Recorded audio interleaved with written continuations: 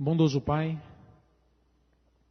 nós te agradecemos, ó Deus, pela oportunidade de aqui estarmos nesta noite. Lhe agradecemos, ó Pai, pelo teu santo sábado que já há alguns momentos começou. E lhe agradecemos, ó Pai, por conhecer esta verdade da tua palavra. E, ó Pai Celestial, acima de tudo, ó Deus, ter tido até hoje condições dadas pelo Senhor para obedecer, ó Pai. Porque tudo que temos, tudo que somos, com certeza provém do Senhor. E nós te louvamos por isso, ó Pai. Queremos, ó Deus, pedir a tua presença conosco através do teu Santo Espírito, que nos abra a mente, o entendimento, nos faça compreender um pouco melhor a tua vontade para as nossas vidas e que, ó Pai Celestial, pelo teu poder e graça, nós possamos viver de acordo com a tua santa vontade para nós. Toma o teu povo em tuas mãos, ó Pai. Este grupo de pessoas, ó Deus, esteve aqui durante toda a semana. Não foi uma semana fácil, chuva praticamente todas as noites, mas esses teus filhos e filhas aqui vieram, ó Deus, porque com certeza querem viver uma vida mais íntima com o Senhor. E por isso, ó Pai Celestial, que essa dedicação, que esse carinho em buscar a tua presença, possa ser retribuído com presença dobrada do teu Santo Espírito na vida de cada um deles, ó Pai. E que cada um deles, ó Deus, naquilo que lhes faltar força para tomar a decisão, que o teu poder venha suprindo, para que nós, quando nos deitarmos em nossos lares, nós possamos deitar tranquilos e em paz, sabendo de que tudo aquilo que está ao nosso alcance fazer, para viver de acordo com a tua vontade, nós temos tentado fazer, ó Pai. Por isso, ó Deus, abençoe o teu povo aqui, e que eles realmente vejam as recompensas de procurar viver dentro da tua revelação, cada dia em sua vida. É o que lhe pedimos em nome de Jesus, ó Pai. Amém, Senhor. Eu queria te dizer que você realmente é um vitorioso, você está de parabéns.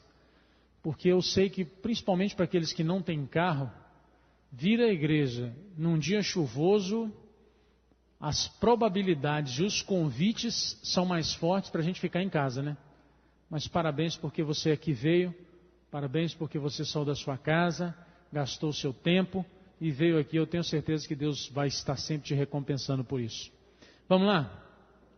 Queridos, alguns instrumentos do inimigo para destruir a nossa comunhão com Deus, eu não vou dizer, mas é uma comunhão que a gente gasta, mas a gente não é recompensado porque não ouve a voz de Deus, não tem a voz de Deus, não entende a voz de Deus. Primeira coisa, irregularidade no comer. O que é irregularidade no comer? Você vai perceber que hoje nós vamos ver 8 pontos aqui, que um só deles era o suficiente para nos tirar um bom entendimento da voz de Deus e da vontade de Deus. Agora imagine, nós vamos ver 8 aqui nessa noite. E você vai tirar a conclusão para a sua vida de quanto desses 8 eles são ali comuns ao seu viver diário. Só queria relembrar o que eu falei aqui desde o início, viu, queridos? Esse programa não é para você se achar melhor do que ninguém. Não é porque de repente você vai procurar orientar a sua vida com base no Espírito de Deus, com base na revelação de Deus, que você vai se achar melhor do que ninguém. Se for esse o objetivo, cai tudo por terra. O objetivo também não é que você aprenda e comece a dizer, olha, fulano não faz, beltrano não faz, ciclano não faz. Não é esse o objetivo é pessoal, é você e Deus, é sua comunhão com Deus. Tá bom? Então vamos lá, irregularidade no comer. Tomada a refeição regular, deve-se permitir ao estômago um descanso de quanto tempo, irmãos? 5 horas. Olha que impressionante. Nenhuma partícula de alimento deve ser introduzida no estômago até a próxima refeição. Nenhuma. Esse negócio do beliscadinho aqui. Irmãos, quando eu vi isso aqui, eu falei assim, isso aí eu estou fora. Porque eu tinha um mau hábito. Eu só fazia sermão de uma maneira. Abria os livros que eu queria ler, né? Botava lá na frente e tal, ocupava a minha mesa com aquilo. E um pirexzinho, ou com azeitona ou com amendoim. Era uma lida e uma mãozada. Uma lida e uma mãozada. Eu ficava imaginando, eu não sei fazer sermão de outra maneira, não. Se eu não tiver um negócio para beliscar, minha esposa sabe disso. Se eu não tiver um negócio para beliscar, eu não sei fazer sermão. Quando eu vi isso aqui, eu falei, rapaz, nenhuma partícula. Eu vou ter que rever meus conceitos aí. Neste intervalo, o estômago efetuará seu trabalho, estando então em condições de receber mais alimento. E eu vou lembrar aquilo que eu falei aqui, máquina de lavar, a gente põe para funcionar, depois de 2, 3, 4 lavadas, para, porque senão vai estragar, vai queimar, funcionou demais. Né? A gente faz isso com tudo quanto é máquina, ferro de passar, chega uma hora e fala assim, não, esse ferro vai acabar queimando, já passei roupa demais, vou desligar um tempo. Esse corpo, mais do que nenhuma máquina desse mundo precisa desse tempo. Então são 5 horas, tá bom? Em caso algum, devem as refeições ser irregulares. Se se faz o almoço 1 ou 2 horas antes do tempo usual, o estômago não está preparado para um novo encargo, pois não dispôs ainda do alimento tomado na refeição anterior, e não possui força vital para o novo trabalho. Assim é sobrecarregado o organismo. Queridos, você levanta de manhã. Bom, eu vou adiantar aqui só para você entender. Deus espera que você faça 3 refeições ao dia. 3, tá bom? É lógico que existem pessoas que têm algum problema a mais de saúde que elas vão ter que adaptar isso aí. Mas a regra de Deus, 3 refeições. E se você tiver condição um dia, Ele espera que você sobreviva com 2. 2, pastor? É. A irmã White e uma turma de fundadores dessa igreja sobreviveram longos períodos da vida deles com 2 refeições ao dia. Ah, mas o trabalho deles era tranquilo. Ah, é. Trabalhar na roça, andar de cavalo e tal, é muito tranquilo. E não morreram. 3 refeições ao dia. Então, se você toma a sua refeição primeira de manhã, e no conceito do mundo, as pessoas dizem assim no conceito do mundo, não, se você levantar de manhã e está muito à pressa, está muito atrasado, não tem problema não, você vai, toma só uma belisca, alguma coisa e vai para o trabalho, depois se almoça, e se almoça bem. Esse não é o conceito de Deus, tá bom? Esse é o conceito aí de fora. Conceito de Deus, de manhã você senta e come, e muito. Come o tanto que você precisa. Almoço, você diminui. Lanche da noite. Você sabia que esse Deus é tão cuidadoso, que a refeição da manhã e a refeição do meio-dia, Ele deu noção do que deveria ser. Mas o lanche da noite, Ele disse o que deveria ser? Por quê? Porque você não pode dormir com o seu estômago ainda em processo de digestão. Quando você deitar e fechar os olhos para dormir, o seu estômago tem que descansar junto contigo. Olha que impressionante. Então, eu vou falar aqui daqui a pouco da 3ª refeição. Então, tem gente que fala assim, mas de manhã não tem fome, pastor. Ué, mas não tem jeito de ter. Porque quando vai dormir de noite, ele come 1 quilo de comida. E dorme, né? Porque termina de comer, mal termina de comer, a baba já está escorrendo pela boca, né? Porque geralmente está em frente da televisão. Aí vai dormir. O que acontece com essa digestão? Está aqui, ó. Aí levanta de manhã. Não estou com fome, como é que eu vou comer de manhã? Inverte. E você vai ver. Se você não levanta de manhã comendo até madeira, se botar um temperozinho nela. Inverte, queridos. Eu sei que você vai ter dificuldade com isso, porque eu também tinha. Porque a refeição que eu mais comia era da noite. À noite eu era uma traça. Aí levantava de manhã e não tinha fome. Quantas vezes na minha vida eu levantei e nunca tomei café da manhã? Não tinha fome. Então cuida disso aí. E mantenha a regularidade. Se o seu café da manhã é 7 da manhã, de 6 a 7, procura manter de 6 a 7. Se o almoço é de meio-dia a 1, mantenha de meio-dia a 1. Se o lanche da noite é de 6 a 7, procure manter de 6 a 7. Mantenha essa regularidade. E você vai perceber, quando você parar de beliscar, parar com essas coisas, que o seu estômago, na hora certinha, ele começa a pedir comida. Na hora certinha, na hora que ele começar a pedir, você pode saber, deve ter 5 horas que eu comi. Pode olhar no relógio, está certinho. Estou falando porque já tem 5 meses que eu estou passando por isso. A regularidade nas refeições deve ser fielmente observada. Coisa alguma se deve comer entre elas. Nada de doces, nada de nozes, nada de frutas, nada de qualquer espécie de comida. Aqui é interessante porque a revelação botou aqui uma coisa que não presta, 2 que prestam, e falou a mesma coisa. Nada entre as refeições, nada. Nem o que presta, nem o que não presta. Olha, pastor, doce não presta não? Não vamos chegar lá. A irregularidade na alimentação arruína a saúde dos órgãos digestivos, com detrimento da saúde em geral. Se afeta a saúde em geral, vai afetar o que também? O que você acha? A sua mente. Porque não adianta pensar se se o seu intestino está em processo digestivo que não afeta a sua mente, porque é um grande erro. É só você ir numa churrascaria e depois que você sai da churrascaria e comeu lá 1 quilo de carne, se tem ânimo para fazer alguma coisa. Geralmente está cansado, está pesado, está com sono, pode ir. Fico atônita ao saber que depois de todo o esclarecimento que tem sido dado, muitos de vós comam entre as refeições. Não deveis nunca permitir que um bocado vos passe pelos lábios entre vossas refeições regulares. Aqui entra o famoso chicletinho também, viu? Terminou de comer e está mascando o chicletinho, mas ele é diet, pastor. Ah, é diet. Mas a papila gustativa da sua boca, ela vai mandar mensagem que está entrando alguma comida. E o seu corpo vai entrar em processo digestivo. Então, para quem gosta do chicletinho aí, ó, o estômago precisa de períodos regulares de trabalho e repouso. E por isso é uma das mais nocivas violações das leis da saúde ou das leis naturais de Deus, o comer irregularmente e entre as refeições. Só um parêntese. Comer irregularmente é tomar café da manhã um dia 8 horas da manhã, no outro dia 5 da manhã, no outro dia 4 da manhã, aí um dia almoça meio-dia, outro dia almoça às 3, outro dia almoça às 11 da manhã, isso é irregularidade. E comer entre as refeições é entre as 3 comer alguma coisa. Com hábitos regulares e alimento apropriado, o estômago gradualmente se recuperará. Então, não preciso nem dizer nada, né? Está ali claro ali. Muitos volvem costas à luz e ao conhecimento e sacrificam o princípio ao paladar. E é interessante, você já notou que o paladar, ele tem esse espaço aqui na vida da gente? Porque o paladar dura daqui até aqui.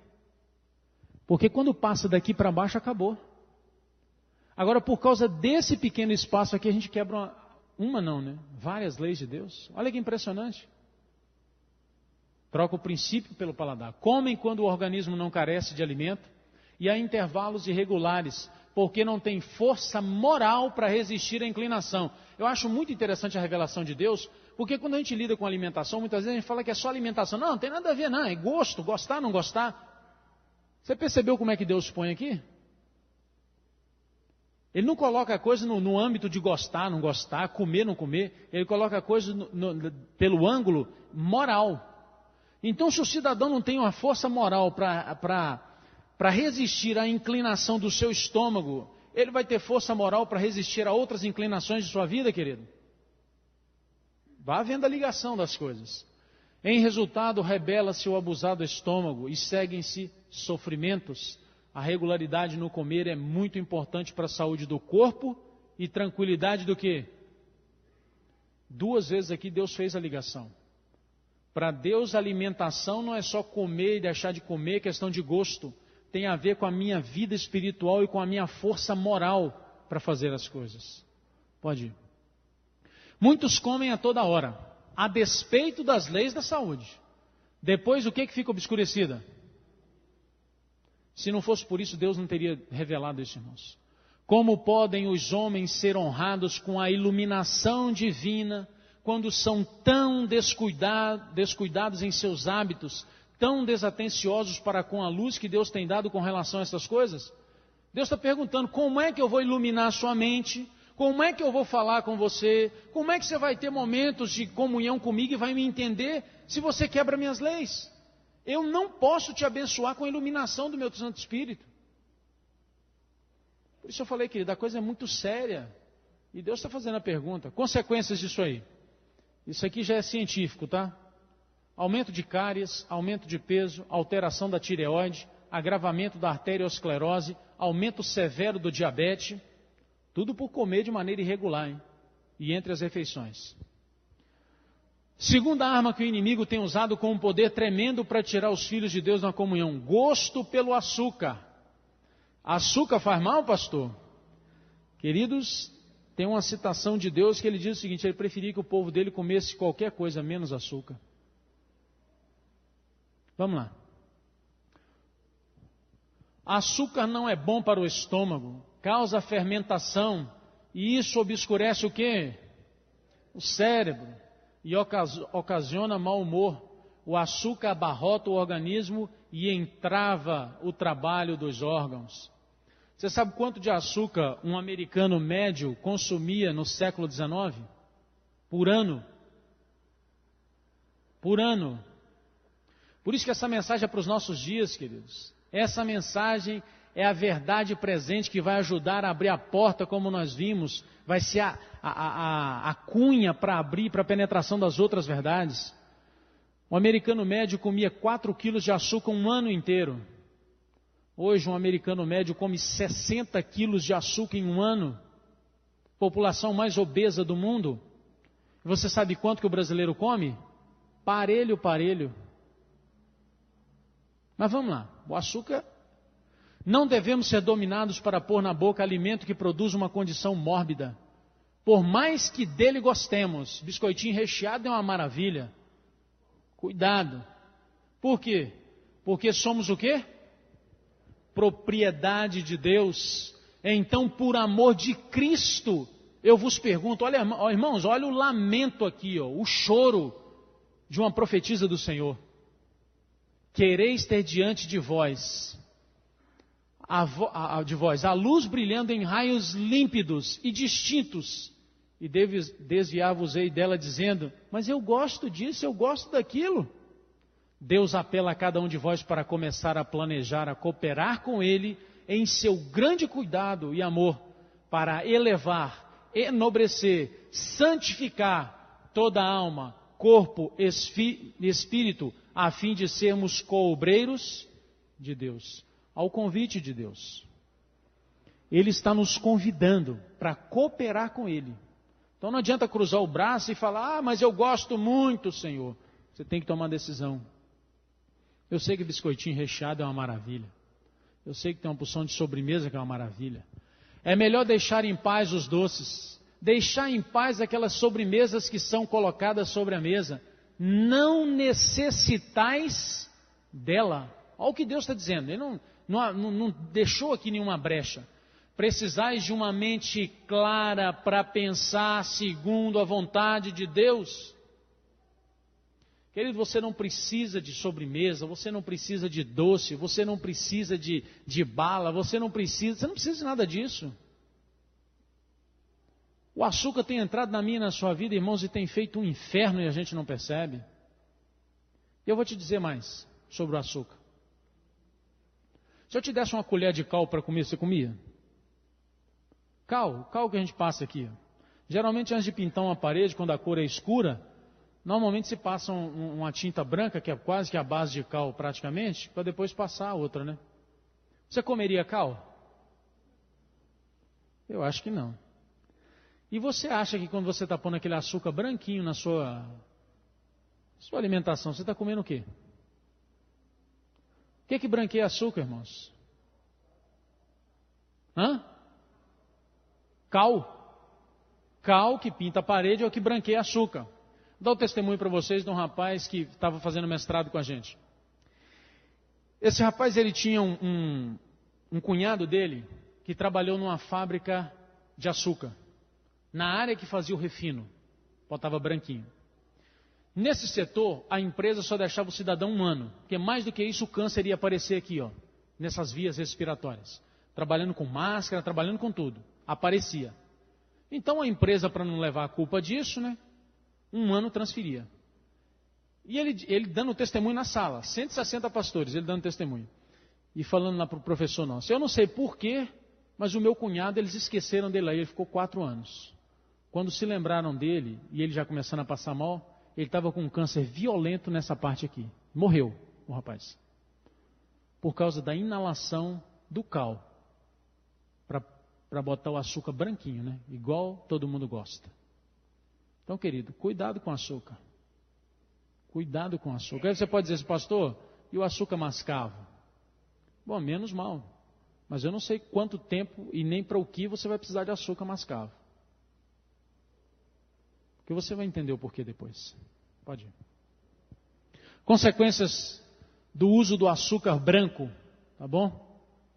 Muito açúcar causa fermentação, produzindo etanol, álcool 2 vezes mais forte que o normal, afetando assim a mente. Para você ter uma ideia, Eu acho que aqui ninguém nunca bebeu. Se bebeu, sei lá. Cachaça, irmãos, a variação alcoólica da cachaça é geralmente entre 35% e 45% de álcool. Ou seja, mais da metade da cachaça é água. O álcool, aquele que a gente usa para, aquele que evapora, né, aquele líquido, é até 94%, 95%. O álcool, esse em gel, é um pouco menos, se eu não me engano, 82%. O etanol, queridos, ele é o seguinte, uma porção dessa daqui de álcool e uma porção dessa daqui de etanol, ele é 2 vezes mais violento. Quando você e eu dissemos, não bebo álcool, graças a Deus, não sou um alcoólatra, e nós comemos açúcar branco, dentro do nosso intestino ele produz o etanol.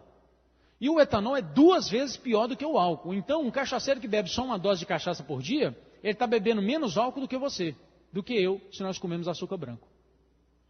Agora, como é que tem mente lúcida para entender a vontade de Deus? Não tem. É por isso que tem tanto nervosismo no trabalho, tanto nervosismo em quanto é lugar. O povo está uma pilha de nervo, nunca comeu tanto açúcar. Queda de dentes, hipoglicemia, obesidade. Aliás, essa palavrinha aqui, ó, das armas do inimigo contra o ser humano, essa daqui você vai ver no monte, viu? Obesidade. Pode ir. Ainda nas consequências. Diabetes, queda do sistema imunológico. O nosso sistema imunológico, por causa do açúcar branco, ele perde quase que 50% do poder de recuperação dele. Cânceres ligados ao açúcar. Colo, retal, mama, ovário, útero, próstata, renal. Tem um estudo nos Estados Unidos que eles estão fazendo há pouco tempo atrás, de que esse câncer aqui, o de mama, nas mulheres, eles estão quase que chegando à conclusão de que quase 90% dele é açúcar. Deus revelou isso, irmãos, num período em que o ser humano comia 4 quilos de açúcar num ano. Não era para aquele período essa revelação, era para nós. Hoje, tudo que a gente faz tem açúcar. Só lembrando aqui, o Narciso, cadê o Narciso? Estava aqui agora, gente. Se vocês viram o Narciso aí, o Luiz Alberto, pede para não sair, não, que eu tenho material para deixar com ele. Com ele, com você, viu, Wesley? Não vai embora não. Vamos lá. Ligado a doenças coronárias, derrame cerebral. População americana, irmãos, está numa luta para tentar diminuir o açúcar da sua alimentação. Porque o açúcar é o maior problema da população americana. Uso de produtos refinados. Aí entra o açúcar branco, aí entra arroz branco, aí entra pão branco. O pão de farinha branca não pode comunicar ao organismo a nutrição que se encontra no pão integral. O uso comum do pão de farinha beneficiada não pode manter o organismo em condições saudáveis. Tem desfígado inativo. O uso da farinha branca agrava as dificuldades em que estás trabalhando. Querido, só um detalhe aqui, eu não botei essa citação aí, mas dou para quem quiser. Pão, aos olhos de Deus, é produto para se fazer em casa. Tá bom? Esse é um trabalho que Deus espera que as donas de casa tenham. Para você ter uma ideia, minha irmã, eu sei que a sociedade hoje valoriza a mulher que trabalha fora. É esse o padrão da sociedade. Nunca foi o de Deus. Tá bom? Sabe o que o Espírito de Deus diz acerca das mulheres quando elas estão na cozinha? Preste atenção nisso. Isso não são palavras minhas. Quando uma mãe se coloca na cozinha, preocupada em servir à sua família um bom alimento, Deus comissiona um anjo para estar ali do lado dela, de maneira especial, dando a ela criatividade em como fazer isso aí. Dá para você? Porque para Deus, cozinha é uma ciência, porque é uma ciência que cuida dessa máquina, e é uma arte. Você sabia disso? Eu sei que no mundo a arte é o cinema, é a pintura, isso é arte para o mundo. Interessante que nenhuma dessas Deus diz que isso é arte. Mas a cozinha, a culinária, Deus chama de arte. A boa. A que segue padrões de Deus.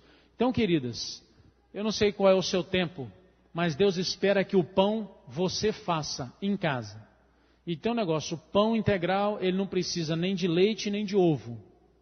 Tá bom? E se achar que pão integral precisa de leite e de ovo, minha esposa está ali, pode ensinar qualquer um a fazer pão integral sem leite e sem ovo. E olha, eu vou te falar um negócio, hein? Eu duvido que tenha pão mais gostoso no universo aí, só se ainda está para ser revelado. Eu como muito, viu? Para o pão, a farinha branca superfina não é a melhor. Seu uso nem é saudável, nem é econômico.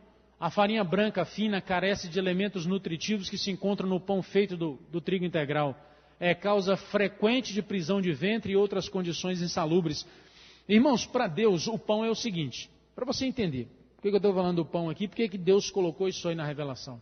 Porque para Deus, pão é a base da nossa alimentação. O pão é o primeiro, depois vem fruta, legume, verdura, pão é a base para Deus. E quem tem prisão de ventre, começa a comer pão integral, porque pão de supermercado, ele deve ter 40% de integral e o resto tudo farinha branca, se é que tem 40%.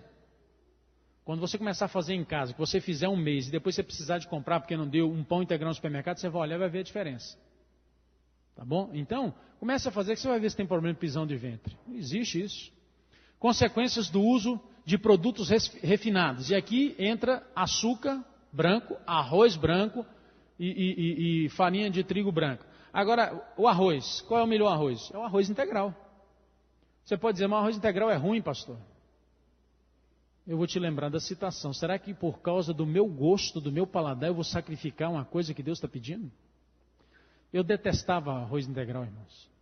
Vocês estão olhando para um pastor que detestava. Eu morei em internato 4 anos. Nos 4 anos que eu morei no internato, se eu comia arroz integral lá, olha, eu conto numa mão, talvez 2 mãos. Só comia arroz branco. Eu detestava. No dia que eu descobri isso aí, eu falei, não, Senhor, vai ter que me mudar meu gosto. Hoje, quando eu como arroz branco, eu como chateado. O arroz integral, você pode pensar, mas arroz integral é caro, pastor. É verdade. Mas eu gastava 5 quilos de arroz por mês lá em casa, arroz branco. Sabe quanto que eu gasto agora de arroz integral? Quando chega muito a 2,2 kg, por aí afora. Vocês conhecem o Júnior Vasconcelos, lá da igreja de Santa Luzia? Quem conhece o Júnior aqui? O Júnior falou para mim sábado passado. Falou assim, pastor, eu só comia arroz branco. E a minha marmita, pastor, era um negócio de louco o tamanho dela. Quando dava 3 horas da tarde, eu já não estava vazado de fome. Pastor, eu estou comendo arroz integral agora. É bem menos. Eu como. Quando dá 5 e pouca da tarde, eu ainda não estou com fome. Estou muito mais sustentado do que com arroz branco. Ah, mas o Júnior trabalha no serviço leve. É, pedreiro, muito leve. Uma leveza danada. Mude e você vai perceber. Vamos lá, as consequências. Perda de nutrientes essenciais, porque arroz branco do jeito que entra ele sai. Problemas cardíacos, obesidade. Bactérias intestinais, porque o trânsito intestinal, ele é regulado pelas fibras, e uma alimentação que não tem fibra, não tem trânsito intestinal. A comida fica ali depositada, dias fazendo digestão, apodrecendo. Problemas de prisão de ventre, afeta o sistema nervoso pela ausência do complexo B na alimentação, pela falta da fibra, porque a fibra ajuda no corpo na absorção do complexo B, que é o que mantém a calma. Como não tem fibra na alimentação, o complexo B vaza embora, o cidadão está uma pilha de nervo. Estou estressado, qualquer coisa está estressado. Pode ir. Diverticulite, apendicite, câncer de cólon, obesidade de novo, para reafirmar mesmo. Diabetes e pedras na vesícula. Pode ir. Terceira refeição abundante, a última refeição, a refeição da noite. Vai. O jantar, quando muito cedo, incompatibiliza-se com a digestão da refeição prévia. Sendo mais tarde, não é digerido antes da hora de deitar. Assim o estômago deixa de conseguir o devido repouso, o sono é perturbado, cansa-se o cérebro e os nervos. É prejudicado o apetite para a refeição da manhã. Aquilo que eu acabei de falar antes, né? O cara come muito de noite, de manhã não tem fome. O organismo todo não se restaura e não estará preparado para os deveres do dia. O cidadão tem um dia que parece que... sei o que está acontecendo, meu dia foi péssimo. Aí a resposta. Pode ir. O estômago, quando nos deitamos para dormir, deve ter terminado todo o seu trabalho para fruir o descanso, assim como as outras partes do corpo. O trabalho da digestão não deve prosseguir em tempo algum das horas do sono.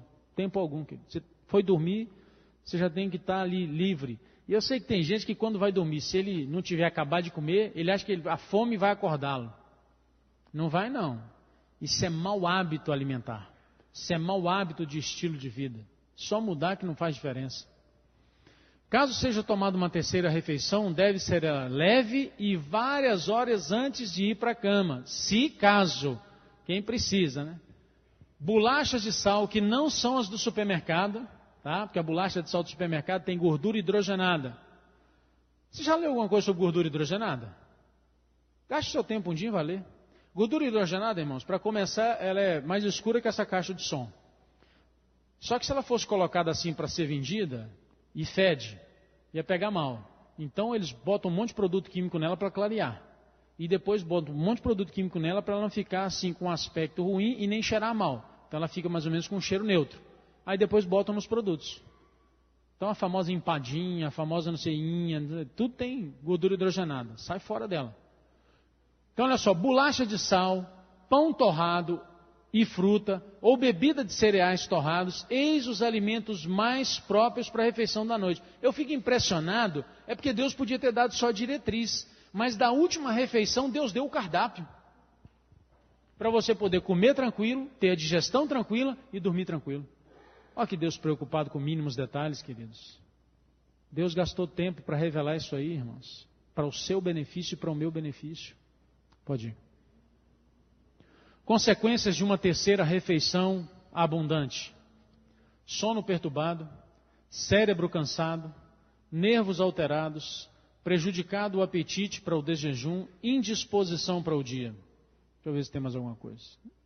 Líquido às refeições. Quinto, a arma que o inimigo tem usado com um poder tremendo. Na verdade, quanto mais líquido for ingerido nas refeições, tanto mais difícil se tornará a digestão do alimento, pois o líquido precisa ser absorvido primeiro para que principie a digestão. Pode ir. Muitos cometem o erro de beber água fria nas refeições. Tomada com as refeições, a água diminui a secreção das glândulas salivares, e quanto mais fria a água, tanto maior o dano causado ao estômago. Água ou limonada gelada ingerida às refeições paralisa a digestão até que o organismo haja comunicado ao estômago calor suficiente para recomeçar seu trabalho. Queridos, para quem bebe líquido na refeição, eu vou comentar aqui o que um especialista dando uma aula para a gente falou. A sua digestão começa na boca. Quando você começa a salivar a comida, e sabe quem que toma líquido durante a refeição? Sabe quem que é? O que come comida muito temperada e o que come depressa. Porque ele não mastiga comida. Então, como ele não mastiga e faz igual o pato, só engole, chega uma hora que o troço trava aqui, ó. Não tem saliva. Aí trava para descer, ou pega aquele negócio de desentupir pia, né? Ou bebe água. Ou a água é mais fácil, bebe água. Coma, mastigue o tanto que você precise e deixe a saliva ali umedecer a comida e mandar a mensagem correta para o cérebro. E esse especialista dizendo para a gente o seguinte: o cérebro, quando você está comendo, ele está sentindo o sabor, devagar, ele manda mensagem para a papila gustativa, manda mensagem para o cérebro: olha, está descendo cenoura, alface, tomate, arroz, feijão. Aí o cérebro decodifica aquilo e manda mensagem para o estômago: prepara um suco gástrico aí bem leve, porque a comida que está descendo é comida leve. E o estômago vai, prepara. Quando nós comemos com pressa e com líquido, aquele troço passa pela goela abaixo, né? Aí a papila gustativa manda mensagem para o cérebro: eu não faço a menor ideia do que está descendo. E o cérebro manda mensagem para o estômago: eu não faço a menor ideia do que está descendo. Prepara o veneno mais forte que você tem aí. Porque não sei se você sabe que o ácido que nós temos no estômago, se ele pingar numa madeira dessa daqui, ele vai comendo até vazar do outro lado. Vou te dar um exemplo para você entender mais fácil. Se eu chegasse para você e pedisse assim: ô fulano, carrega para mim esse púlpito. Você ia calcular uma força, né? Aí eu virasse para você e falasse assim: carrega para mim aquele piano. Como é que mentalmente você ia se preparar? É assim que acontece com o seu estômago. Quando ele sabe o que desce, ele se prepara de maneira tranquila, manda um suco gástrico levinho para absorver todos os nutrientes. Quando ele não sabe o que desce, porque o cérebro não conseguiu decodificar, ele faz o seguinte: manda o mais forte. Aí manda ácido que dá para dissolver até lata. E aí o que acontece com os nutrientes que você e eu comemos? Vai tudo embora. E aí sabe o que acontece depois? O cidadão comeu uma lata desse tamanho assim, ó, 3 quilos de comida quase, nessa pressa toda, né? Aí terminou de comer, quando dá ali 2, 3 horas que ele comeu, fala assim, eu devo estar doente, já estou com fome. E é verdade, ele está com fome, porque os nutrientes que foi na alimentação não foram aproveitados nada, então ele está com fome. Então, querido, você não precisa de líquido, nós não precisamos de líquido na refeição, nós precisamos de ter controle da mastigação, para que a gente possa engolir a comida de maneira tranquila, para que o organismo receba a comida de maneira tranquila. Pode ir. O alimento não deve ser impelido para dentro com água. O que eu acabei de falar, é literalmente impelido, né? Empurrado para dentro com água. Não é necessária bebida com as refeições. Comei devagar e deixai que a saliva se misture com a comida. Irmãos, na época que isso foi escrito, a medicina não sabia de nada disso. Deus estava revelando, cuidando do seu povo. Consequências: má absorção dos nutrientes, atrapalha o sistema defensivo, afeta o estômago e a mente. Tem uma citação dela que ela diz o seguinte, aqueles que... Não, deixa, depois eu vou falar. Gorduras e frituras. A comida deve ser preparada com simplicidade, todavia de maneira a se tornar apetecível. Deveis evitar a gordura, ela prejudica qualquer espécie de prato que preparais. A gordura cozida com o alimento torna-o de digestão difícil. Não julgamos que a batata frita seja saudável. Vai vendo. Pode ir. José. Vosso apetite é doentio, e por que não apreciais um regime simples, natural, composto de farinha integral, verduras e frutas, preparadas sem condimento ou gordura, estáis continuamente transgredindo as leis que Deus estabeleceu no vosso organismo. Continuamente transgredindo as leis que Deus colocou aqui, queridos. Você não precisa de gordura na sua alimentação.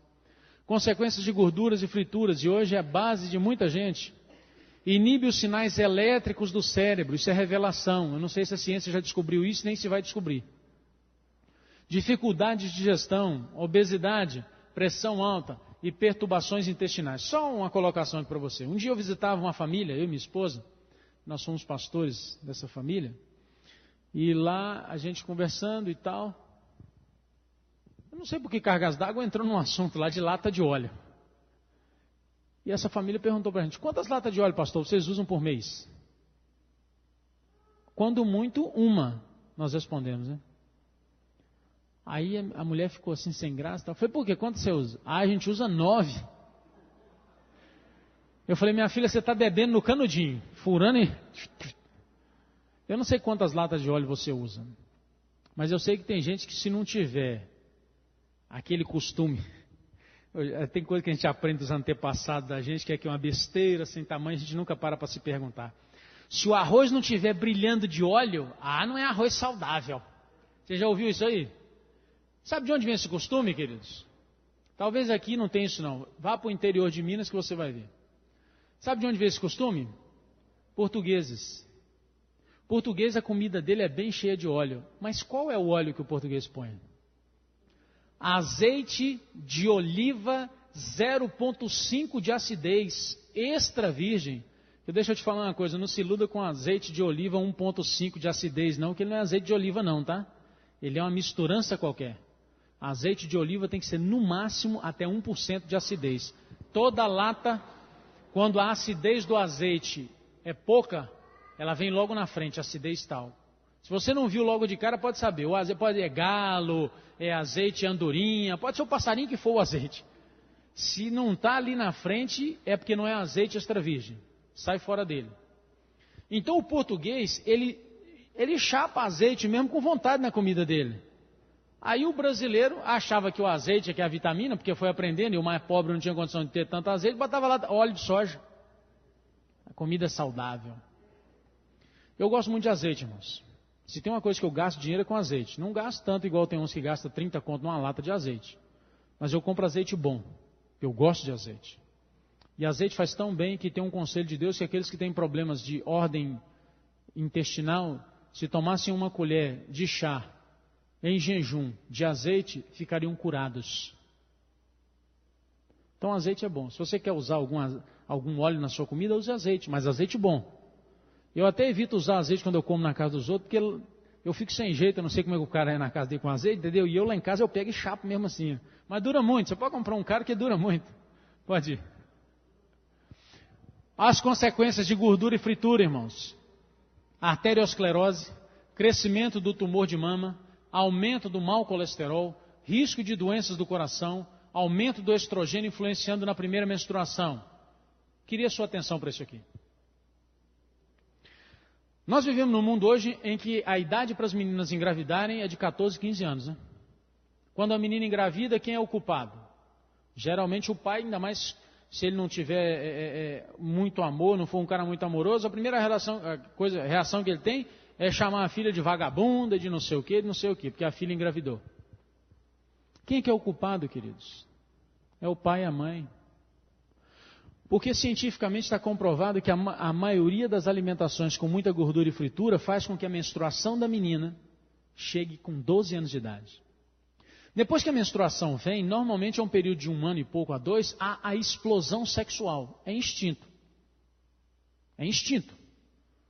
Se a menina foi uma menina que ela teve princípios, com a ajuda de Deus ela vai controlar esse instinto. Se ela não teve princípios, ela vai debandar no sexo. Então, o culpado não é a menina. O culpado são os pais com a alimentação errada. Porque no passado, no século XIX, início do século XIX, a menstruação acontecia com 16 para 17 anos. Você sabe com quantos anos as meninas casavam? Com 18 para 19. Ou seja, menstruava, quando havia explosão sexual, ela estava casando. Hoje a menstruação acontece com 12. No pique que vai, daqui a um tempo, com 9, 10 anos, a maioria das meninas já estarão menstruadas. A explosão sexual vai acontecer com 12 anos de idade. A menstruação e a gravidez cada vez mais cedo. Eu sei que você pode pensar e falar assim, pastor, mas ninguém sabe disso, nem a medicina está comprovando isso aí não, mas a revelação está, e a comprovação vai vir em breve. 7º instrumento de Satanás, esse aí, se até agora você achou que foi muito duro que você está ouvindo aí para mudar a sua vida, esse aqui então, meu querido, você vai sair daqui me xingando, ainda bem que você pode me xingar à vontade, isso não é coisa minha. O uso de estimulantes antinaturais é danoso à saúde e tem influência obscurecedora sobre o cérebro, tornando-lhe impossível apreciar coisas eternas. Os que acariciam esses ídolos não podem retamente avaliar a salvação que Cristo operou por eles. O que é estimulante, pastor? Quiseram me subornar para eu não falar aqui da frente, mas eu vou falar. Coca-Cola, queridos, é estimulante. Violento. Chocolate é estimulante, violento. E não pense assim, pastor, graças a Deus, Coca-Cola eu não bebo. Eu bebo Guaraná. Num copo de Coca-Cola e num copo de Guaraná, o de Guaraná tem o dobro de cafeína que tem no de Coca-Cola. Aí você pode perguntar, mas pastor, e o Guaraná em pó natural para a gente beber? Irmãos, tem coisa que não é porque é natural, que quer dizer que faz bem para a saúde. Maconha é natural. Não sei se você sabe, talvez você nunca tenha usado, não saiba, mas maconha é completamente natural. Maconha não vai uma gota de química nela. Natural. E pode ser usada porque é natural? Então não pense que o Guaraná, mas é um produto que Deus criou. Deus criou o rato, querido. Nós vamos comer rato que Deus criou? A gente às vezes tem uns raciocínios simplórios demais para o meu gosto. Porque Deus criou, então pode. Então, meu querido, se você bebe refrigerante, eu vou te dar um conselho como pastor. Se é Guaraná, se é Fanta, se é não sei o quê, larga essa porcaria que você não precisa dessa imundície na sua vida. Porque é estimulante em alto grau. O chocolate não tem cafeína, o chocolate tem teobromina, que são parentes. Você acha que é pura coincidência a medicina ou a ciência classificar teobromina, cafeína, cocaína, heroína, xantina, mescalina, tudo com essa mesma terminação? Porque o cientista faltou criatividade, pastor, botou tudo igual. Porque para eles, para o cientista, é tudo droga. Aí o cidadão que bebe muita Coca-Cola, que a vida espiritual dele é uma porcaria, ou bebe muito café, que é a mesma porcaria, ele não consegue avaliar as coisas de Deus. Eu não sei o que acontece comigo, eu vou na igreja, eu frequento a igreja, mas eu não sei, eu não tenho aquele amor pelas coisas de Deus. Mas não vai ter nunca. E não tem nada a ver com Deus que não faz nada. Eu fico vendo as pessoas na igreja que tem, mas Deus parece que não importa comigo, não me dá aquele amor no coração por Ele. Deus está querendo dar, mas nós estamos criando barreira. Então cuidado, você que usa estimulante aí, viu? Quanto menos estimulante o regime, tão mais facilmente podem as paixões. Olha que impressionante, querido. Cidadão que tem um temperamento do cão, porque tem gente que tem um temperamento tranquilo, né? Mais fácil. Mas tem outros que tem um temperamento que até o diabo se convivesse com ele achava ruim. E ainda usa estimulante, como é que vai controlar essa natureza? Não vai controlar. Está lutando sozinho. Nenhum de vós pode permitir-se um regime estimulante, pois o faria às custas da saúde do corpo e da prosperidade do quê? Da vossa alma e dos filhos. Você não precisa de estimulante na sua alimentação. Não precisa mesmo. E o refrigerante ainda tem mais um problema. Porque o refrigerante ele tem o açúcar, e eu não sei se você sabe, mas uma garrafa de refrigerante, ela tem uma quantidade enorme de açúcar, precisamente quase 24 colheres de açúcar. Uma lata de refrigerante.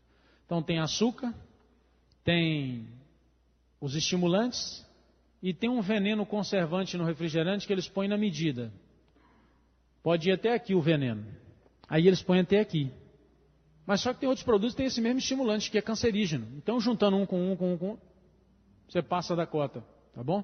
Então, o refrigerante é um inferno na vida daqueles que... Pastor, então eu nunca mais vou tomar refrigerante? Bom, eu não sei quanto a você. Eu acredito que não seja necessário.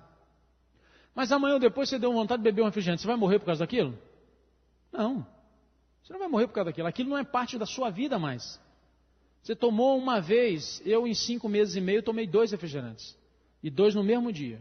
Na esperança de me manter acordado numa viagem doida aí. Me arrependi amargamente. Não devia nem ter tomado.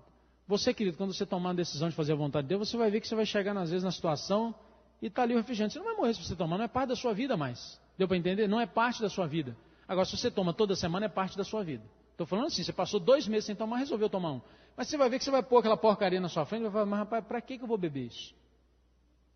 Não vou beber. Não vai sentir vontade. Alimento gorduroso e estimulante torna o sangue febril. Estimula o sistema nervoso e muitas vezes embota as percepções morais, de modo que a razão e a consciência são levadas de vencida pelos impulsos. Olha ali. Você sabia que o estimulante estimula também impulsos sensuais?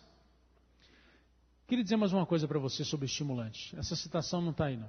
Se você quiser eu te dou. O Espírito de Deus diz que o corpo de quem usa estimulante pede mais estimulante, igual o corpo do cachaceiro pede álcool. É vício. E um outro detalhe, quem usa estimulante cada vez vai usar mais. Então, pai e mãe, deixa eu te dar um conselho aqui, para você não seguir. Se você quer que seu filho um dia seja viciado em droga, vicia seu filho hoje em refrigerante. Ensina bem ele a usar refrigerante, que vai chegar um tempo na vida dele que o estimulante do refrigerante não serve. Ele vai querer outro. Ah, pastor, mas tem muita gente que fez isso e o filho não foi para a droga. Tem uns que têm uma natureza, tem outros que têm outra. Você não sabe qual é do seu filho. Então, se você quer ver na droga, arrisca. Arrisca e de repente vai correr o risco de ver uma desgraça dentro da sua casa. Não quer correr esse risco, não? Então tire estimulante da alimentação do seu filho. Para que o corpo dele não venha pedir, dia após dia. Cada dia mais. Cada dia mais. A ação do café e de muitas outras bebidas populares é idêntica. Está falando que o efeito que o estimulante faz. O primeiro efeito é estimulante. São estimulados os nervos do estômago, eles comunicam irritação ao cérebro, o qual por sua vez desperta para transmitir aumento de atividade ao coração e uma fugaz energia a todo o organismo. Ou seja, tomo estimulante, estou animado, estou. Aí depois, quando eu cheguei no IAN para estudar, eu trabalhava durante o dia, estudava à tarde, e eu não tinha dinheiro para comprar livro, não tinha dinheiro para nada. Então, meus amigos, eu tinha que pegar livro com eles. Eles estudavam até meia-noite, 11 horas da noite e tal, aí eu pegava o livro. Eu ia até as 2:30 da manhã, 3 horas da manhã. Só que 5 horas da manhã eu tinha que estar de pé. Então, para me manter acordado, eu comecei a tomar pó de guaraná. É natural, né? E descobri uma coisa, queridos. O efeito do pó do guaraná é o mesmo efeito da cocaína. Mesmo efeito. Estou falando que eu usei cocaína há muito tempo. Mesmo efeito. Estimula, você acha que você é um leão. Quando acaba o efeito, você entra numa depressão, numa tristeza. É isso aqui. Ó. Eu não sabia disso. Depois que eu vi essa revelação, eu me lembrei. Pura realidade. Pode ir. Satanás está corrompendo as mentes e destruindo as almas por meio de suas sutis tentações. Não verá, nem sentirá nosso povo o pecado de condescender com um apetite pervertido. Não abandonará o chá, café, alimentos cárneos e toda alimentação estimulante, devotando os meios expendidos com esses hábitos nocivos à expansão da verdade. A carne eu vou falar amanhã. Mas eu já queria te adiantar, a carne, além de muitos outros males que ela entra num monte, ela também é estimulante. A carne contém uma substância chamada purina, que não é por acaso, que é da mesma família da xantina, da cafeína, da cocaína, da heroína. Por meio do uso de estimulantes, sofre todo o organismo. Os nervos ficam desequilibrados, ou como a gente vê gente desequilibrada hoje, né? Gente louca. Motivo desse tamanho que o cara faz um escarcéu, parecendo que mataram a mãe dele, mataram os filhos dele, tudo, botaram fogo na perna dele. Aí você vai ver o que foi. Não, foi por isso e por isso. A lição dessa semana falou de José, né? Da oportunidade que ele tinha de se vingar. E eu fico vendo alguns cristãos hoje desequilibrados. Já pensou na situação de José? Agora eu sou o faraó, ou auxiliar do faraó, vocês, meus irmãos, aqui vamos torturar todo mundo. O que eu passei, vamos torturar todo mundo. O fígado doentio em suas atividades, a qualidade e a circulação do sangue são afetadas, lembrando que o sangue circulando bem é que faz que a sua mente funcione bem.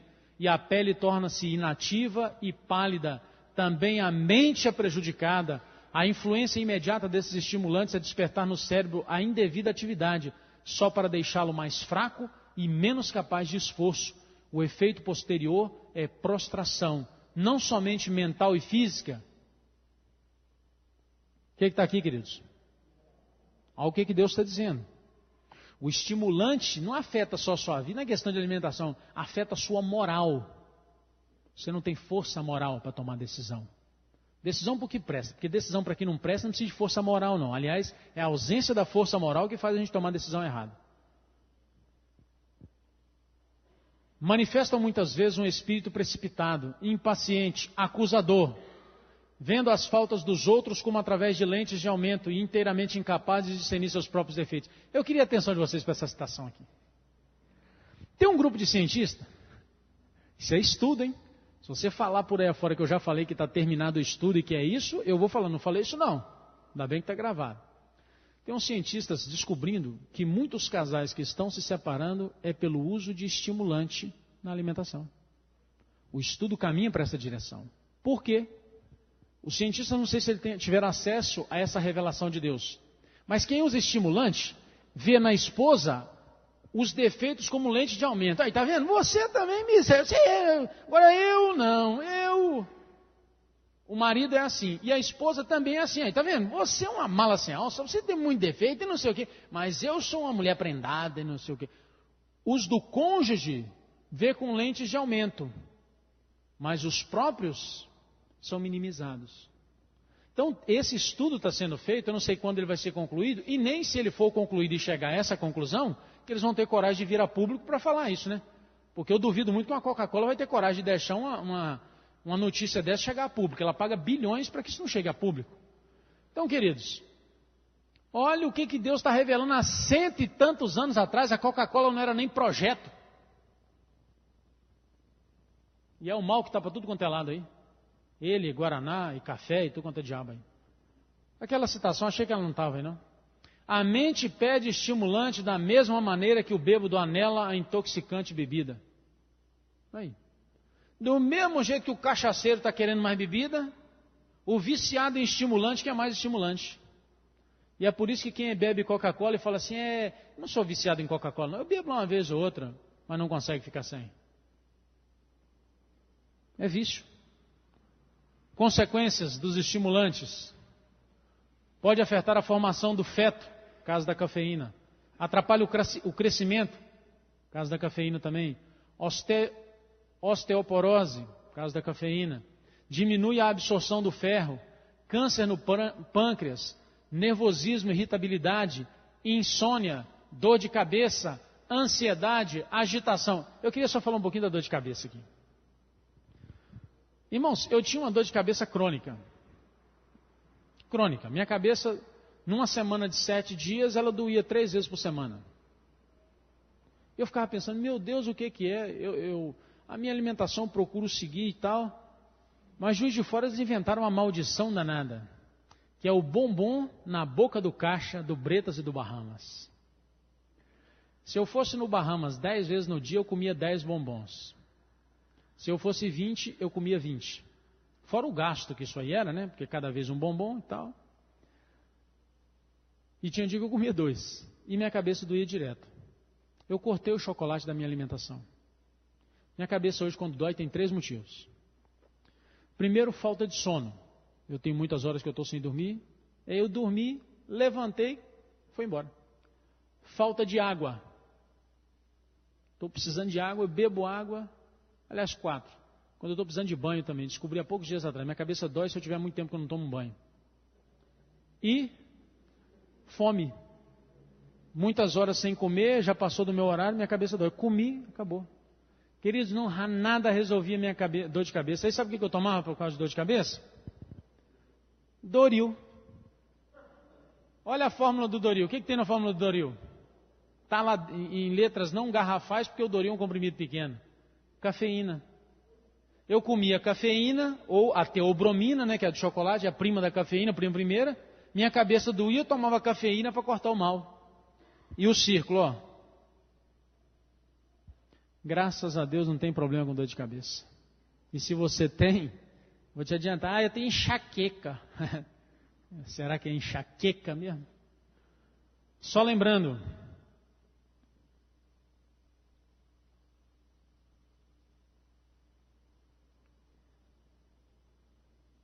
Já leu? Eu preciso ler? Deus não colocou assim, olha, vai ser muito difícil, viu? Muita luta, mas você vai alcançar. Deus não botou isso, ele botou de maneira enfática. É impossível para os que dão rédea solta ao apetite alcançar a perfeição cristã. Pode ir. Cumpre ensinar ao povo que a transgressão das leis da natureza é transgressão do que, irmãos? Vai. A contínua transgressão das leis naturais é transgressão contínua da lei de Deus. Isso está falando de caráter, viu? Os nervos cerebrais que se comunicam com todo o organismo são os únicos meios pelos quais o céu se pode comunicar com o homem e aí influenciar sua vida mais íntima. Pode ir. Então, só relembrando as armas do inimigo que você viu hoje. Pode dar aí, vão aparecer 7 coisas aí. Aí. Quando eu falei para você no começo da semana que muitas coisas que o inimigo tem, o inimigo estava colocando dentro do seu e do meu lar para atrapalhar Deus em fazer a obra na minha vida, teve gente que achou que era demais. Eu apresentei 7 hoje.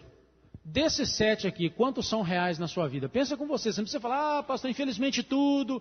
Não, quero que você pense, como eu falei, isso é individual. Na minha vida, quando eu tomei conhecimento disso, eram todos esses aí. Graças a Deus, nada disso aí mais faz parte da minha vida.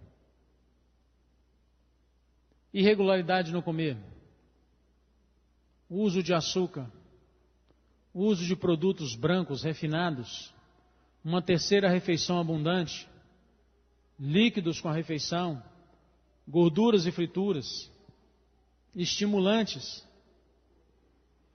E aí, meu querido irmão e irmã? Agora, como é que Deus vai fazer a obra maravilhosa na minha e na sua vida? Como é que Deus vai ter acesso a minha vida mais íntima para me ajudar, para me transformar, se as barreiras que eu tenho colocado para que a minha mente fique completamente obscurecida e por onde Deus se comunicaria comigo, são barreiras poderosíssimas que Deus não vai quebrar. Por quê? Porque Deus não tem poder? Não, porque Deus respeita. E você aprendeu isso aqui, não há nenhuma animosidade do céu em fazer por você o que você pode fazer por você mesmo. Você viu isso aqui essa semana? Então, querido, qualquer um desses sozinho, só lembrando, qualquer um desses sozinho era suficiente para sua mente não estar em condições apropriadas para ouvir e entender a voz de Deus. Qualquer um deles sozinho. Agora imagine os 7 juntos. Amanhã você vai ver mais 7. Imagine se os 7 de hoje, mais os 7 de ontem, tudo junto numa mesma vida. E é o que acontece na maioria das vezes. Vou te dar um exemplo de uma refeição comum. Domingão, véspera de ano novo, vamos comer no restaurante, vamos embora. Chega lá, a primeira coisa que faz é botar muita comida. Eu vou falar disso amanhã. Aí põe muita comida, depois da comida, ou junto com a comida um refrigerante, aí está ali o líquido, está ali o estimulante, vai uma fritura, vai um produto refinado, geralmente que é o arroz, e aí depois disso tudo vem a sobremesa. Aí você percebe que uma ida num restaurante, quando não se tem equilíbrio, você bota junto com o refrigerante vem o estimulante e o açúcar no refrigerante e a sobremesa, vem o arroz branco, vem o líquido da refeição e vem uma fritura ou uma gordura ali no meio. Você percebe que só numa ida num restaurante a gente quebra 5 coisas de Deus? E aí a nossa vida espiritual continua do mesmo jeito. 70 anos de igreja. O irmão era muito nervoso quando se batizou, mas continua do mesmo jeito. Então, peraí, então Deus não tem poder? Moisés era tão nervoso, queridos. Lembram de Moisés? Tão nervoso que o dia que ele viu um judeu brigando com outro, ou um egípcio brigando com um judeu, o que ele fez? Matou. Tinha esse negócio no Moisés, era bravo. Como é que Moisés findou a vida dele? O que a Bíblia diz de Moisés? O homem mais manso da terra. Como é que, queridos, nós estamos na igreja 10, 30, 20, 40 anos e continua do mesmo jeito? E acha que está tudo certo. Não, tudo certo. É assim mesmo. Mas também tem um monte de pastor que não é transformado, pastor. Então se o pastor está indo para o inferno, vamos acompanhar o pastor. Vamos todo mundo para o inferno.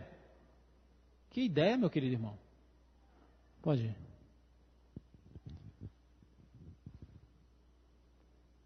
Só queria te lembrar do grande conflito. Me arranja uma Bíblia aí. Vou ler um versículo na Bíblia que talvez você não conheça. Isso é daquela letrinha? Dá aqui. Vou ler um verso da Bíblia aqui depois que a gente lê essa última citação, que foi um dos primeiros versos que eu gravei na minha primeira Bíblia. E desde então eu tenho procurado pedir a Deus para o Senhor, eu não quero estar nesse meio aí não. Se você nunca leu, você vai ver que pancada que é. Com a mente nós obedecemos a Deus, servir a Deus e obedecer a Deus. Pode ir. É a mente que adora a Deus e nos põe em contato com os seres celestiais. É na mente que eu adoro, é na mente que eu obedeço. Os 2 grandes princípios do grande conflito. Agora, como isso vai acontecer comigo? Se o que eu tenho feito é botado a minha mente em condições para tudo, menos para ouvir a voz de Deus. Pode ir. Abra sua Bíblia comigo. 1 Samuel. Isso aqui é na linguagem de hoje, ou de ontem, de anteontem? Isso aqui é linguagem de amanhã, né? 1 Samuel capítulo 15.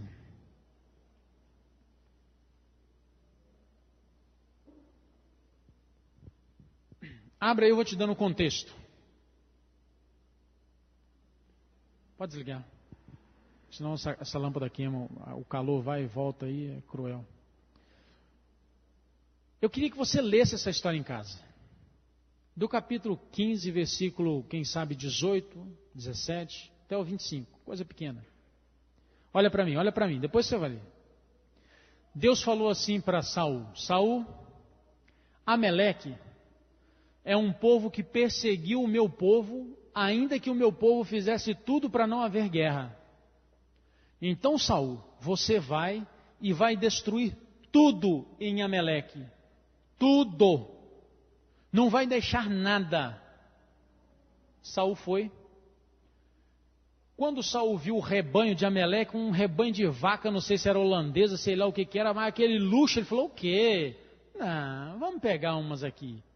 E achou que Samuel, o profeta de Deus, não ia descobrir. E o profeta de Deus, quando chegou, antes de chegar, Deus falou para ele, vai e diz para Saul que eu tirei o trono da mão dele, porque ele não sabe o que é me obedecer. Então você vai e diz para ele, porque do que eu falei para ele, ele não obedeceu.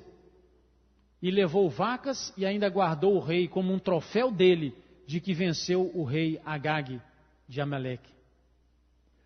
Quando Samuel chegou, Saul veio receber ele todo feliz. E Samuel falou para ele assim, por que você não cumpre a vontade do Senhor? E Saul hipocritamente veio e falou assim, mas eu cumpri tudo. Tudo que Deus falou eu fiz. E Samuel falou para ele assim, e esse balido de vacas que eu escuto, de rebanho? Saul hipocritamente vira para ele e diz o seguinte, separei para a gente fazer sacrifícios e holocaustos para Deus. Como é que o povo adorava a Deus, queridos? Como é que Deus instituiu a adoração? Não foi através de sacrifícios e holocaustos? Foi ou não foi? Foi isso que Deus pediu. Tanto que o dia que ele pediu Isaac era um ato de adoração. Ou seja, o motivo de Saul aparentemente era justo ou não era justo? O que você acha? Claro que era para adorar a Deus. Sacrifício. Vamos lá então. Versículo 20. Vou ler o que Saul falou para você entender. Se tiver um pouquinho diferente aqui, essa Bíblia aqui é na linguagem de amanhã. Viu? Mas eu obedeci a Deus o Senhor.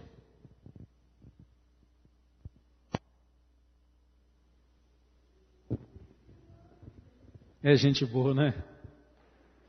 Mas eu obedeci a Deus o Senhor, respondeu Saul. 1 Samuel 15, versículo 20. Saí como ele ordenou, trouxe o rei Agag e matei todos os amalequitas. Porém, os meus soldados não mataram o melhor do gado e as melhores ovelhas que estavam condenadas à destruição. Em vez disso, eles os trouxeram aqui para Gilgal a fim de oferecer como sacrifício a Deus. Samuel respondeu, o que é que o Senhor Deus prefere? Obediência ou oferta de sacrifícios? É melhor obedecer a Deus do que oferecer sacrifícios das melhores ovelhas. A revolta contra o Senhor é tão grave como a feitiçaria, e a desobediência é como o pecado da idolatria. O Senhor te rejeitou como rei, porque não obedecestes a sua voz. Agora olha para mim. Queridos, para Deus, obediência é adoração verdadeira. Obedecer a Deus é a adoração verdadeira. Qualquer outra coisa que eu tente argumentar com Deus, achando que Deus vai aceitar, porque não, isso eu não obedeço a Deus, mas Deus sabe, Deus conhece meu coração. A Bíblia diz que é igual o pecado de idolatria, é igual o pecado de feitiçaria. Então, se eu chegasse aqui e falasse para você, meu querido, se você não quer obedecer a Deus, você é um feiticeiro. Você ia me jogar banco na cabeça. Mas é o que a Bíblia está dizendo. Então, meu querido irmão e irmã, você recebeu o conhecimento. Se até hoje você podia sair dessa igreja e falar, não, eu nunca fiz, porque também ninguém nunca ensinou e tal, eu não sabia. Agora você desce essas escadarias aqui e não desce mais inocente. Mas a resposta é só sua. Você pode sair daqui e fazer o que você quiser da sua vida. Mas as consequências também são suas. Lembre-se, obedecer a Deus é adoração genuína e verdadeira. E é a que Ele pede. Que Deus te abençoe. E que isso seja real na sua vida. Vamos encerrar com uma oração? Bíblia na linguagem depois de amanhã. Bondoso Deus e Pai. Ó Deus, muito do que aqui foi aprendido e foi falado aqui, foi mostrado e que está na Tua revelação, são coisas de hábitos nossos arraigados de muitos anos. Mas não é porque é um hábito de muitos anos que quer dizer que está certo. Até porque a igreja babilônica desse mundo, ela tem muitos anos. mas nem por isso está certa. Por isso, Pai amado, dá-nos, ó Deus, o desejo profundo e sincero de obedecer à Tua revelação, ó Pai. Nos lembrando sempre que toda vez que os Teus filhos obedeceram à voz da Tua revelação através dos Seus servos, os profetas, eles sempre prosperaram em todos os aspectos.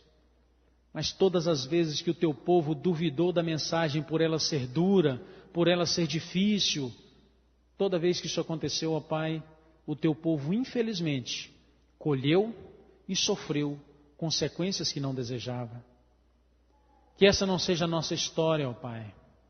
Que nós possamos nos lembrar que tudo isso foi dado de revelação para nos ajudar, por um Deus de amor que quer o nosso melhor, quer ter comunhão íntima e profunda conosco. E, ó Pai Celestial, que nós possamos nos lembrar que o desejo de Deus em ter comunhão íntima e profunda conosco é tão profundo que Jesus veio aqui morrer por nós.